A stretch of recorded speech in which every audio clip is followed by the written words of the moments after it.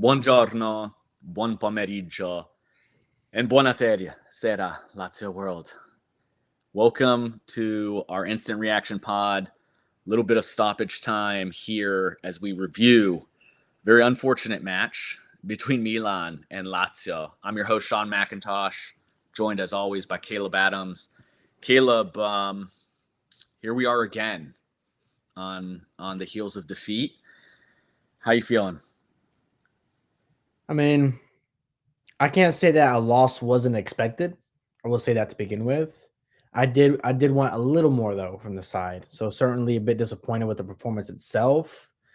The result I'm not too upset about. It's more so that this game we could have gotten more out of this game. And we'll go into into that a little more here later. So jump in. Give us your 3 words to describe this one. Uh Wasteful in transition. That for me is the main key and the main difference for both sides. Both of Milan's goals actually came from sort of turnover, counterattacking transition moments. They were much sharper on theirs, albeit it's pretty easy to score a goal if no one's marking guys in the box. We'll get into that later. But on the other side, we had opportunities to spring into the attack, and particularly in those first 25 minutes where we were just wasteful in and just couldn't find that. We just weren't sharp enough in those sort of areas. And so wasteful in transition on both the offensive and defensive side. Yeah, for me, this was actually describing this match was probably the easiest thing to analyze because everything else for me was a question mark. But for when I looked at this match, it was all about the second half. And I described this plain and simple: embarrassing second half. That's good. Yeah.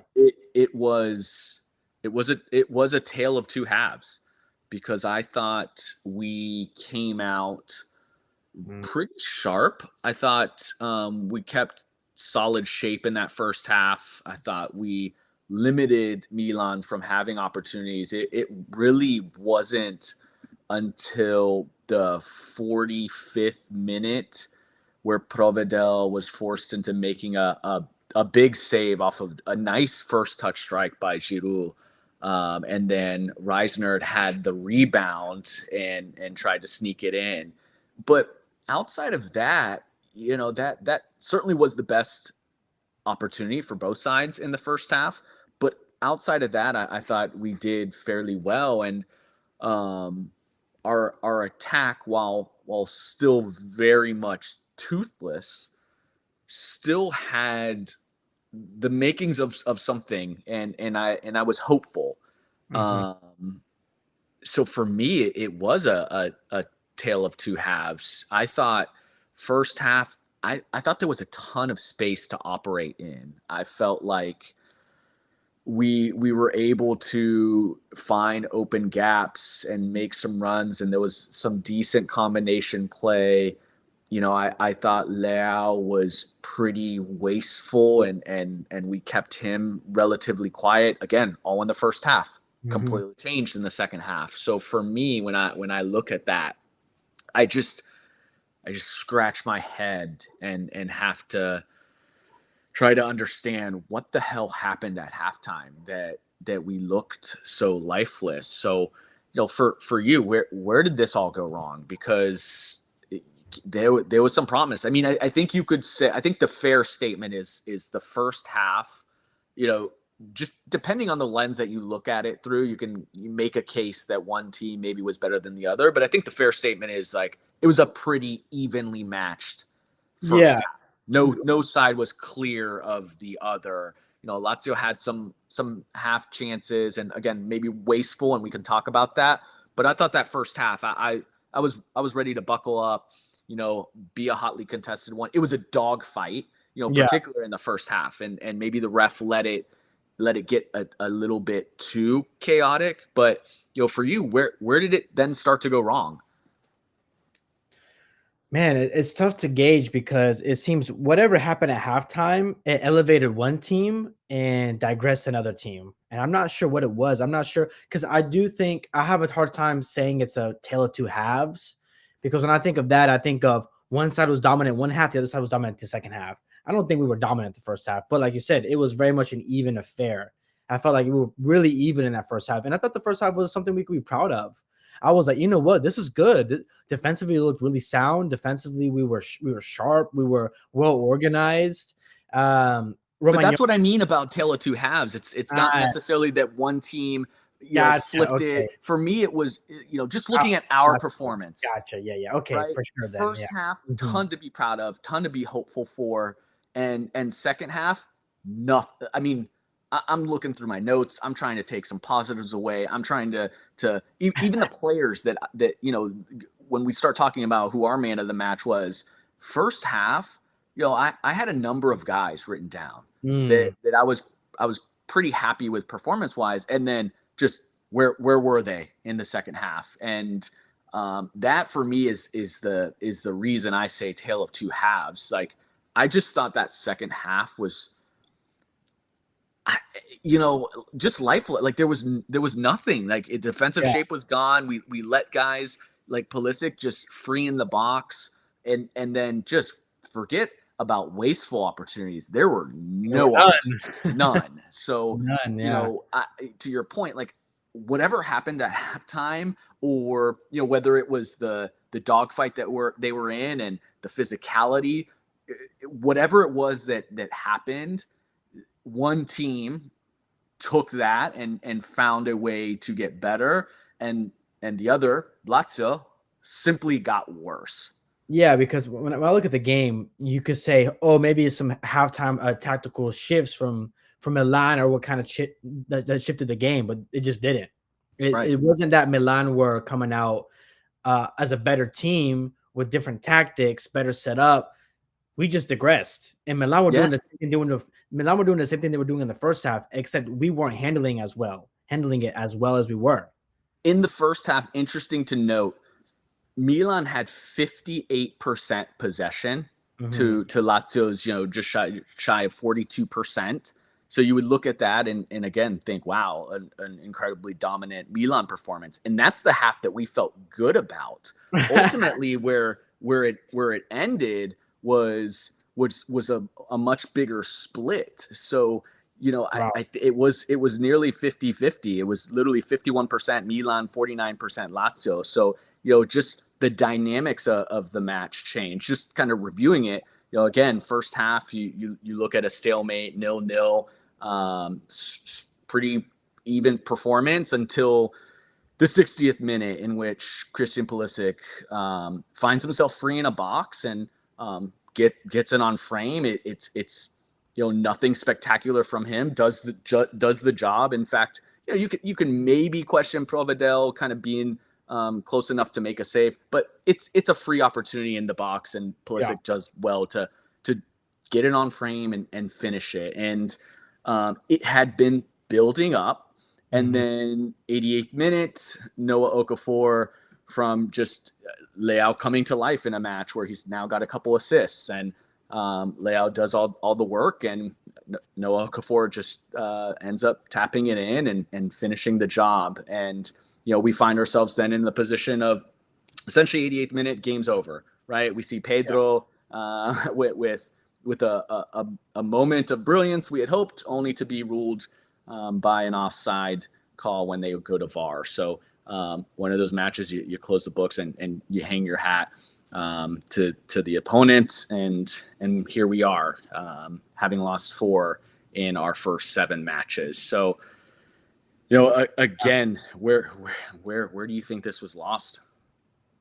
Man, it's really tough we were talking about some sort of maybe we need a little more time to get adjusted with the midfield, right? Get sort of balance there and start getting accustomed to different players. But honestly, it's really tough for me to pinpoint one area because if it was as simple as, hey, our midfield is just lacking, then yeah, like okay, with something needs to change.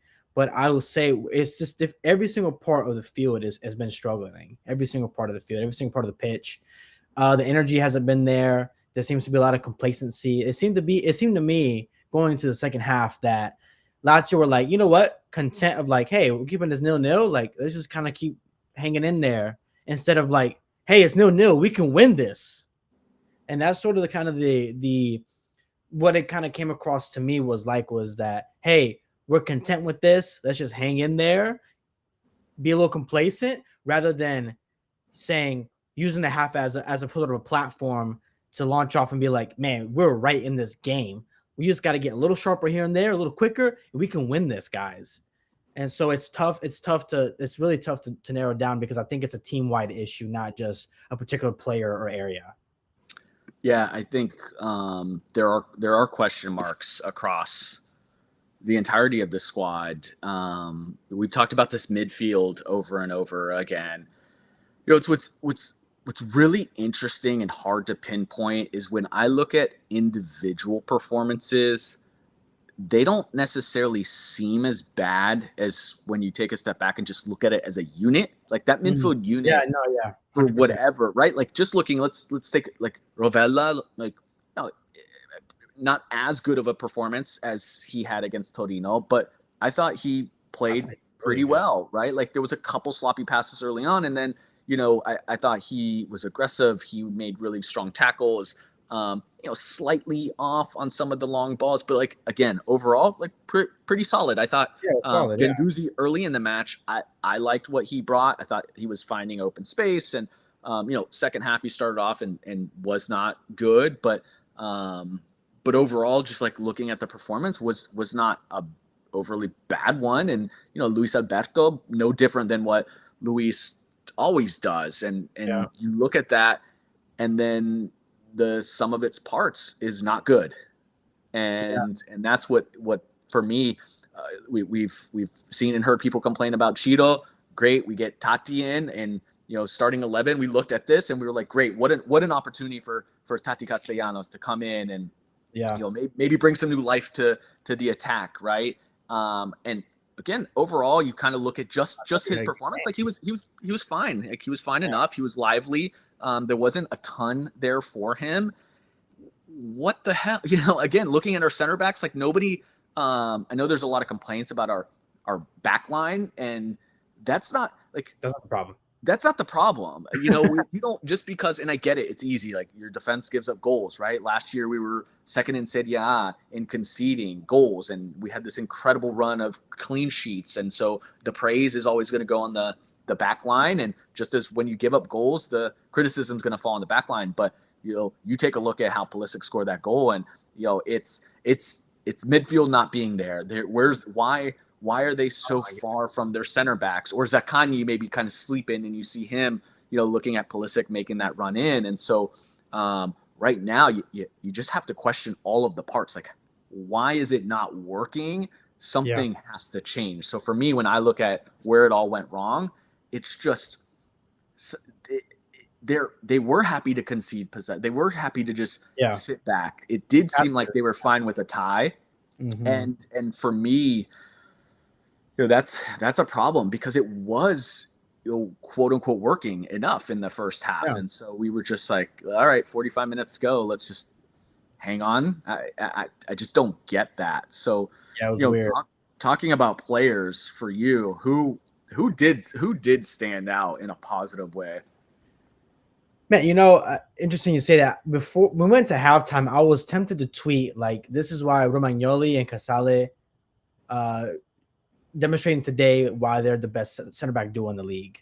I actually think this result doesn't it stains them, but I actually thought they got to everything. They did their job. So for that reason, Romagnoli is up there for me. I think he had a really good game.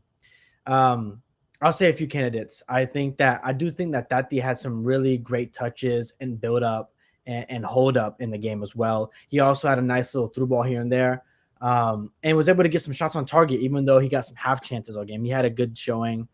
Um, Ravella had a decent game, but no one particularly shined. But I think I'm going to go with Romagnoli simply because I thought that even Casale as well, both could have gotten it. I thought that they got to everything. I really think that they were done dirty by their own teammates today. I think their hard work was wasted because I thought they were kind of back to themselves today. And so I'm going to go with Romagnoli simply because he also had like a face fracture or whatever. took off that mask and still bossed it out there. So respect. Yeah, Uh, against his former club yeah, in San Siro. I thought he had a good showing. But again, it's difficult to pinpoint someone that was incredible because no one was lights out. Yeah, again, first half, and I go back to my statement, tale of two halves. First half, I wrote down, really loved what I saw from Felipe Anderson. He was involved in he was involved in the buildup. He found himself in opportunities. I wish he would have done better with some of those opportunities, but he was a factor. He was definitely a protagonist in that first half. Tati was lively and was in build-up play and was holding the ball up and was just kind of in and around. I thought Hisai did a nice job. I thought Rovella was solid. I really liked what I'd seen from Ganduzi, and I thought he did a nice job of just patrolling the midfield. And we did so well to cut off passes and stop Milan from creating any sort of fluidity in their attack. And then I look back at those players that I jotted down for the first half, and none of them played a role in the second 45. So, in fact, if I'm looking at a player who probably did the most positive, and I really like your call out of Romagnoli, but if I was looking who did maybe the most positive, it was like Provedel had to come up again with a bunch of saves, but maybe given that he could have done a little bit better on the Pulisic one, I think Romagnoli is a really good shout, and it's always going to be hard, with center backs when you give up a couple goals. Everybody wants to direct the blame, but I thought they did their part. Yeah. So going on to your Bidone, a lot of poor performances, but I mentioned it, tricky to pinpoint one over anybody else because I just thought it was collectively a crap performance in the second half. Who'd you go with? No, I agree. I do think it was just a bad collective. I mean, like it's been all season, really. It's just been a bad collective in general. Man, this is tough for me because I don't really think anyone was abysmal, to be honest. Like, I mean, I don't, even though we talk about the collective performance, I don't think individually anyone was abysmal. I'm not looking at anyone like, man, what are you doing? I want to say I'm in between two. I'm in between, this might be surprising. I'm in between Alberto and Marusic. So I And had Marusic written down for mine. So I'd love to hear, so I'll talk about Alberto. I'll talk about Alberto because I think this season the expectations of him should be higher, or are higher. It seems to me that Sadi is looking at Alberto as the guy for us this season, and I thought in those moments of transition, I thought he was like, you remember that one play where we get it on the break. To be fair, the pass was a little bit behind him, but he just never lets go of it. They win the ball back, continue on. And there were a lot of moments in the game where a different version of Alberto makes that killer pass, makes that killer. But I thought he was pretty much invisible in this game when you're considered to be the guy for the team, right? If this was, I think you're talking about, there was a 39th minute where we had a counter opportunity, and Tati has fields of space, making a run kind of towards the left flank, and Luis has the ball. What you think to yourself, here's the magician, got the space, and he just comes up a little short, where Tati then has to collect the ball versus continuing his run, and boom, play over. Like it's done. You allow Milan to come back. Exactly. And that just wasn't that one. It was other instances too where I'm like, man, like how, like Alberto, like wake up, my guy. Like I don't know what's happening. So I think if this is a situation where Milinkovic-Savic, which is considered, our best midfielder at the time, we have sort of these expectations of him. I do think those same expectations need to be put on Alberto, since he is wearing a 10, since he is the guy on the team. And you think a guy like that just has to show a little more. I mean, I thought he was really I think this is one of his poor performances this year. And credit to him, he's been one of our better players. But I'm going to go with Alberto this game simply because in a moment like this, in big games like this, you expect your number 10, your big player, to create at least some meaningful, significant impact here and there to help your team have a chance. And I don't think we saw that from him today. Yeah, and I mean tonight he was wearing the captain's armband too, which Mm, I thought was a really cool moment when I saw him put that on, and the expectations are always going to be big on him. He's got a lot to shoulder, and I do think that that's a problem with this midfield. We've said it before. It makes us a little bit too predictable, and mhm. sometimes I think he slows things down when I wish we would speed them Yes. up on the Yes, yes. counter. And Yeah. so I think it's a good call out. Again, I didn't. What an odd match, honestly, Yeah. because 2-0 and for how bad I thought the second half was, picking out one player to be poorer than the rest is really hard. I thought Matosic, and Matosic, it was such an interesting one because I didn't love his performance by any stretch of the imagination. It's always unfair. Like, talk about the most difficult job in the world is staying in front of Leao and trying Yeah. to control him. And for the first half, I thought we did so, but Yeah, to be yeah, um, like, he actually, I thought, did quite a good job on keeping him in check. I was like, "Yeah, this is good," and then go ahead. yeah, and then the second half, again, we allowed him to come to life, but doing that for a full 90, I mean, he needs support. You know, I thought even Hisai on the other side, I thought was pretty solid. Like, Pulisic didn't really do a ton in the first half, and was frustrated, and Hisai did well enough, and yeah, so I think Luis is an interesting selection, because it is by and large by expectations and the couple opportunities that maybe he missed, but because we're not working, right? That midfield is just not working, and he is the catalyst for that midfield. Like, I guess the blame has to fall on somebody when it's obviously we can talk about Sadi, but on the field, Yeah. on this day, like, yeah, just not good enough from him.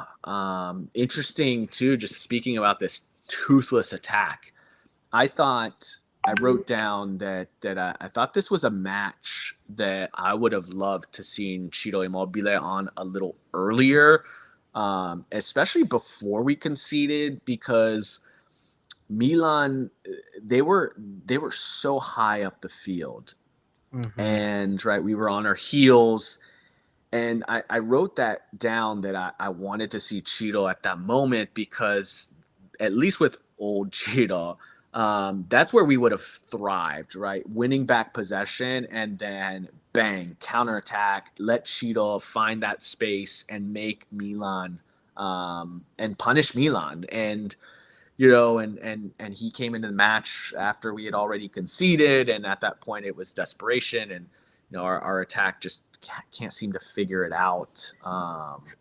Yeah, and I think, I wanna talk more based on I wanna talk more about the collective, because at the end of the day, that's been the issue. And I will say, we said it from the first game. Something that I find interesting is that the same. Remember, we talked about, like, defense, the gap between the defense and the midfield, just a little pocket in between.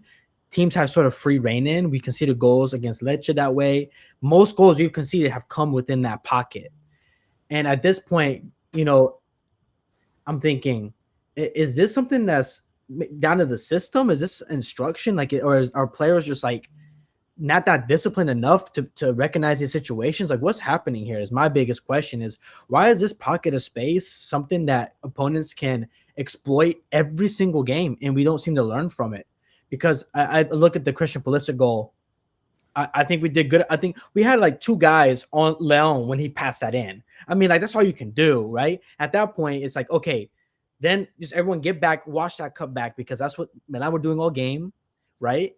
And Pulisic's wide open, right? Who should be the Rovella? Zaccagni. I don't know who needs to be there.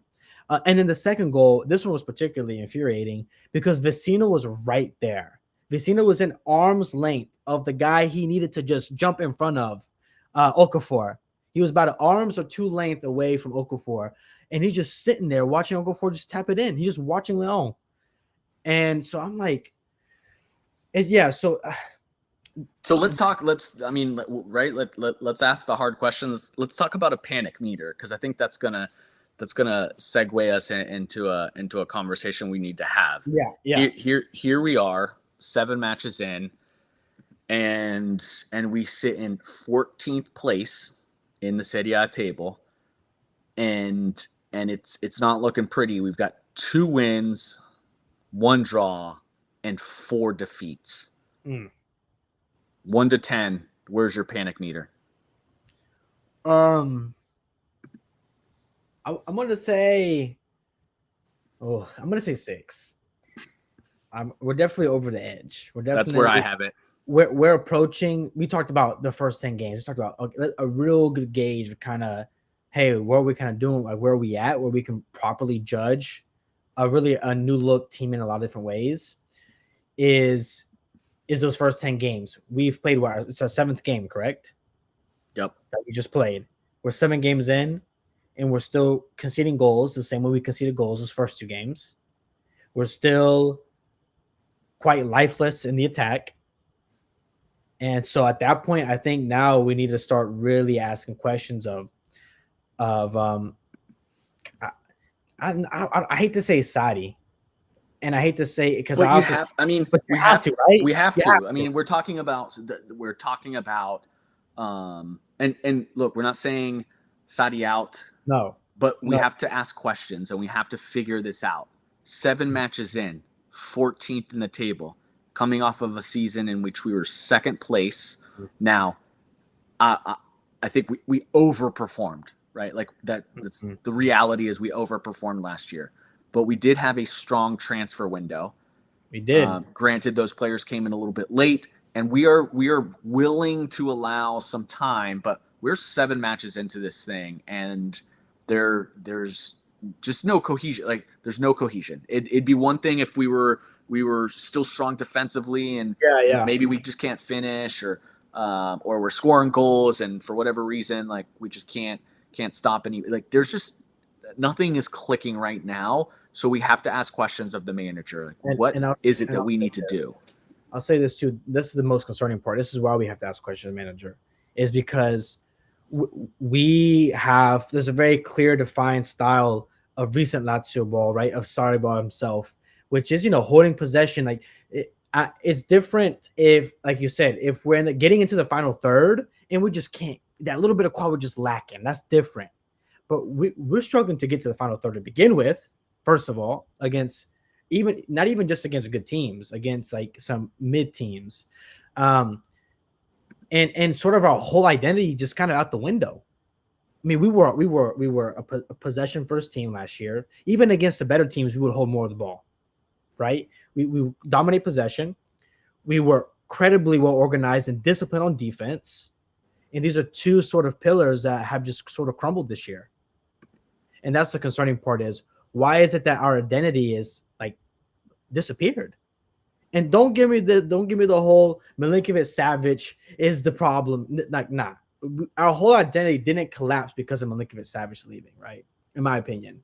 But I do think there needs to be some questions asked of Sadi right now. Yeah, there needs to be, because it's Milinkovic Savic is long gone, and the gap in how we are performing right now to last year is just too wide. And fine, you lose 2-0 to Milan, fine, hands up. That happens. But we know the results that we've had this season against clubs we shouldn't be struggling with. Right. And that is not because we don't have SMS. That is not. That's a lazy excuse. We got to demand better. And we all agreed that we brought in quality. Now none of those players are SMS for sure, right? Maybe one day we can hope for that, but today, on this day, absolutely not. But we are laying really bad matches against mid-table clubs. So, and it doesn't get any easier for us.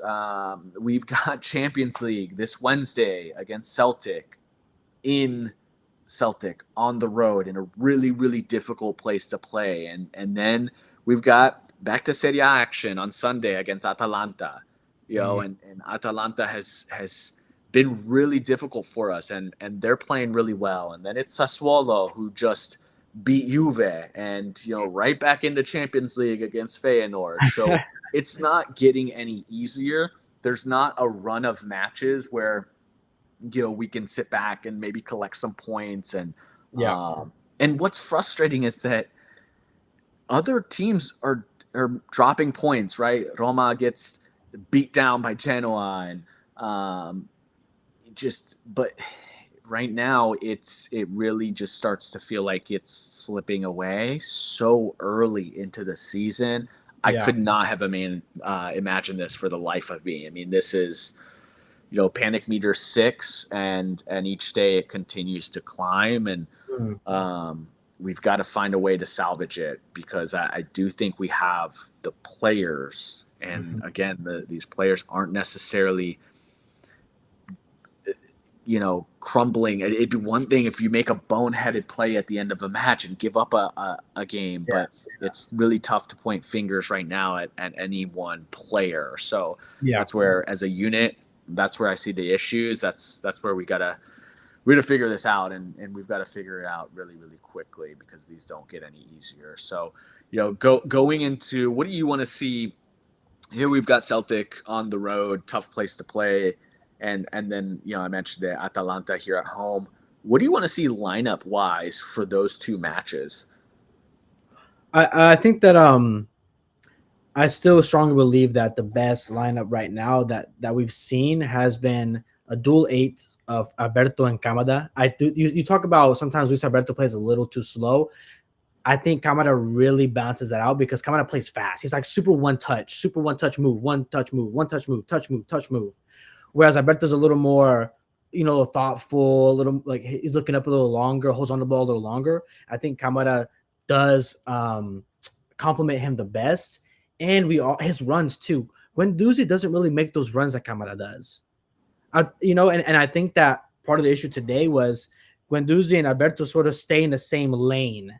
Does that make sense? They stay in the same lane, whereas Kamada is looking to get in behind or occupy different lanes. He'll go up and back, while Alberto sort of floats around that middle and tries to get, orchestrate, which he does so well. So I would love to see Rovella, Kamada, and Alberto. For me, this is a must-win game, in my opinion, for Celtic. Like this is a team that is a decent team, but we have to be winning this game. I still think the goal should get out of the Champions League. And if you're not finding that form in league play, at least try and get something from Champions League, right? Let's at least try and get some sort of positive momentum in Champions League. So this is a good opportunity to do so because we have one of the easier groups in the league. In the competition. Attack wise, I'm okay with either Tati or Immobile starting that game. Um, Aside from whatever. I'm also want to see a little more minutes from Isaacson. I think that our wingers have been a little bit disappointing in general. So he had a good little moments in this last game. And same back line. Pellegrini, please bring in Pellegrini. Like, Casati, please. I also think, again, like Kamada in the lineup, Pellegrini makes us a much more dangerous team in offense. Just much more dynamic team. But yeah, that's what I like to see. How about you? So Pellegrini, absolutely, and I think Pellegrini even more importantly to inject, because here's what I'd like to see in the midfield, something we haven't seen, Mm. and I want to see Luis Alberto with a little bit of a rest. So I would say take That's the night fair. off, bud. we're going to Scotland. You can I like rest. that. I like that. I want to see Kamada, Rovella, and Guendouzi.